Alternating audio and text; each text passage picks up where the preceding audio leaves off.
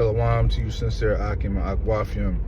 This is Samak with another lesson, giving all praises, honor, and glory to Yahweh Bashim Yahweh Shai. Double honors as always to the elders and apostles, and blessed to the brothers doing this work in truth and in sincerity. I come up with today's lesson in transit. Going into heeding the rebuke. Heeding to the advice and admonishment that brothers give to you.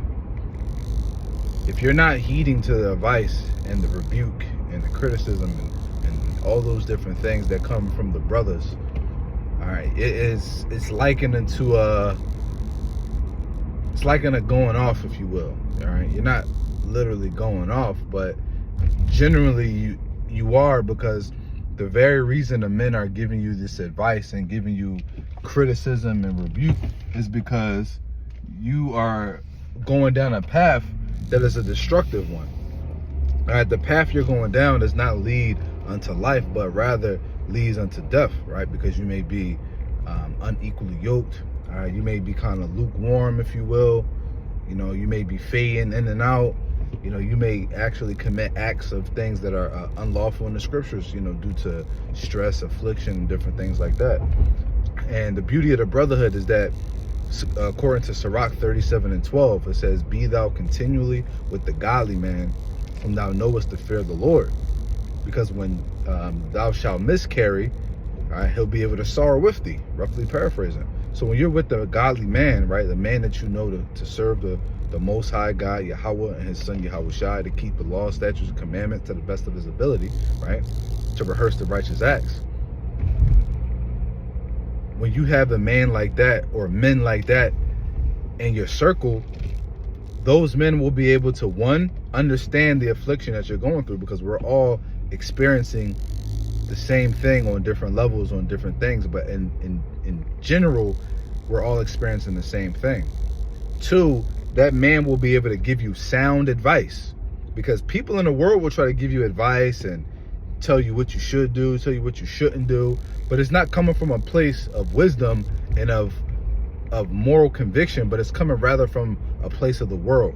Now, granted, of course, some people in the world can give you advice that is sound, but usually pertaining just to everyday life.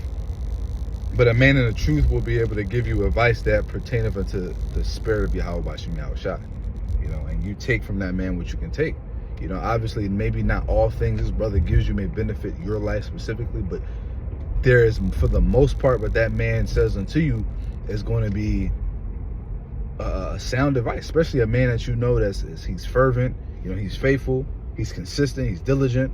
That man is usually going down a path that you should strive to go down yourself. Obviously, the path is not going to be identical, but it's likened to that, Being diligent, being disciplined, being mindful, being conscious, being present.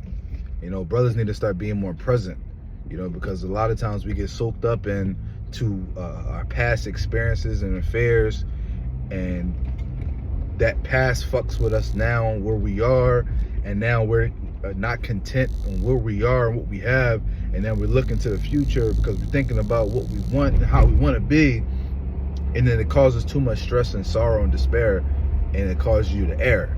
Whereas if you just are present in the moment, you use your past as a guide of what not to do and what to do. What things have worked for you in the past, what things have not worked for you in the past, what things have happened that caused you to make certain decisions, and to avoid those things.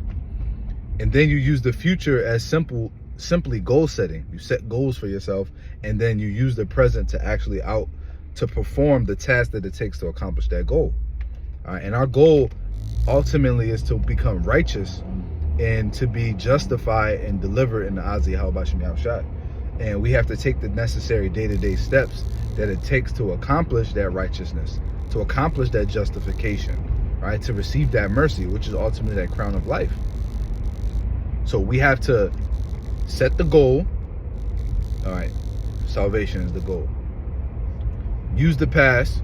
I know in the past I did X, Y, Z, and those yielded these results that are not pertaining unto the spirit, but rather to the flesh, And when I say the flesh, I mean actually against the spirit, because not all things that benefit the flesh are against the spirit. Some things that benefit the flesh benefit also the spirit. or some things that may benefit the flesh may not really affect the spirit at all, right? Just, whatever that looks like for you. Obviously anything that's going to cause you to commit a sin is against the spirit, but anything that will just, relieve stress, tension, calm your mind, whether it's maybe you like to go and, you like to go to the gym, that's more so benefiting the mind, but it's the body as well, but it's also benefiting the spirit. But then you have things like you might want to go and, go out to eat with your woman and have a date night or something, you know what I mean? And help enjoy your woman and have a night out. That's not necessarily benefiting the spirit per se. It's more so benefiting the flesh, but it's not really affecting the spirit, But in a way, you can say it's a benefit in the spirit because what it's giving you, it's like a rest, if you will, or giving your spirit a relaxing, and so however you want to look at it. So use the past to know what not to do, and then you use the present to actually execute the goals. Execute the goals. Take the day by day steps and actions that it takes to accomplish the goal that you want. And we have to have little mini goals as well. Goals of becoming better brothers, goals of becoming better fathers, to becoming better teachers, growing in wisdom. All right, being more merciful. Cleaning up our diet, getting on a routine, being more organized, obtaining a schedule, getting our house in order, fixing our lives so that we don't have as much stress, fix your credit so that you can, and make a little, and get your job and stuff together so that you can afford to be able to provide a safe living for your family, for your children, your wife. You gotta think like this. You gotta move like this. All right, so you have to be able to heed to the admonishment, and that's why I like the word admonishment, because admonishment is the difference between admonishment and rebuke is usually comes from a more harsher place, right? Usually this comes from a straight up, you fucking up, get your shit together. Whereas admonishment usually comes more from a softer place. And when I say softer, I just basically mean it comes from a place more as like there is rebuke involved in admonishment, but there's another part to admonishment, and your brothers and sisters could look into the definition of admonishment, or admonish, to admonish. There's the first part of admonishment is the rebuke, right? To tell somebody that they're fucking up, that what they're doing wrong. But the second part to admonishment is to actually give correction, right? Well, rebuke essentially comes with correction, but a part of rebuke that is not normally seen, and if you do see it, it's really not rebuke, it's really admonishment, is the actual encouragement part. So you tell a brother what he's doing wrong, that's step one, that's the rebuke, and then you tell him what he needs to be doing or how to fix it. That's the rebuke. The admonishment, it now becomes admonishment when that third piece comes into play, which is encouragement, enlightenment. All right, you tell a brother, hey man, it's all good, man, the Most High is merciful. As long as you have a remorseful spirit, brother, you'll be all right. Just listen, a just man falls 7 times. Just don't let it consume you, man. And don't let it become a habit. Once it becomes a habit, then it's really overtaking you. You're really just kind of falling into mischief at this point. That's the admonishment where you're actually encouraging a brother. You chopping down, right? You chopping down a humbling, but at the same time, you building back up. Now, at the end of the day, it's on himself to do the therapy, right? Because it's like you chop a brother, beat a brother down to the ground. Now he's humbled, right? You beat him down, you told him what he needs to do, and now you lift him up, you put him back on his feet. But at the end of the day, it's now his duty to take the action to continue to stay on his feet and do the therapy, right? Because even in the healthcare industry, if somebody fractures their femur, right, which is your leg bone, from your knee up to your pelvis, right? That's the femur, the longest bone in the body. You fracture that, man, you're down. You're down, man. You're in the chair. You're on crutches, whatever. But you have to go through once that fracture heals. You now have to go through a rehab and therapy in order to get your leg stronger again. Because usually you're down for weeks to months, and you lose a lot of sensation in that leg. You know, you lose a lot of motor function in that leg. You don't lose it, but it becomes weakened. And you have to go through physical therapy in order to get that muscle stronger and get those motor senses working efficiently again. And it takes effort. It takes consistency. You know, it's not easy. It's frustrating. But if you don't do it, guess what's going to happen? You're not going to walk again. All right, you'll become what's called bedbound or wheelchair bound, is what we call it. You know, so again, you know, it's on a brother to be able to take the necessary steps. But, you know, as men in this truth, we ought to hold each other, to hold ourselves to high standards. You got to get your standards up, brother. You got to get your standards up.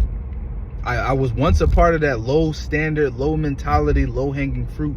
I used to be that guy, but no more. You know, I think like my forefathers. I think like a king now. All right, hold yourself to a higher standard. I'm not saying you got to be out here and you got to have you know, you got to be on a high horse and head held high. You ain't got to be all that. You can be real chill, austere, humble, but mentally you hold yourself to a high regard. You have standards, and not only for yourself but the people around you. So you're not going to surround yourself with people who don't match your standards and your morals.